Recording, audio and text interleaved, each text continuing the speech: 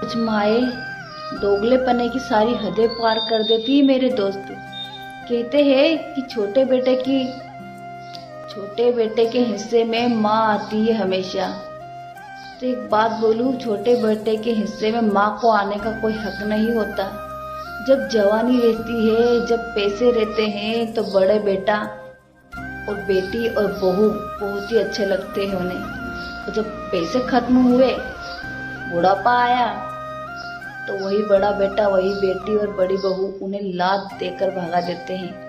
फिर आते हैं वही छोटा बेटा जो सबसे बेकार, नालायक, कामचोर, सबसे घटिया बेटा, वही क्यों काम आता है? उसी के ही हिस्से में माँ क्यों आती है? माँ को तो शर्म आनी चाहिए बुढ़ापे में उसी छोटे बेटे नालायक के पास आते हुए। किस मुंह से आती है फिर वो उस छोटे बेटे के हिस्से में? कमेंट सेक्शन में जरूर बताइए किस किस के साथ हुआ, क्योंकि मेरे साथ हुआ है और हो रहा है, इसलिए आपको बता रही हूँ।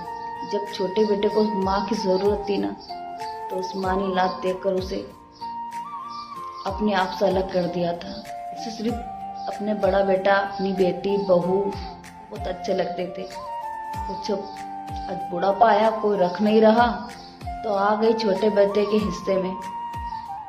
क्या सही है?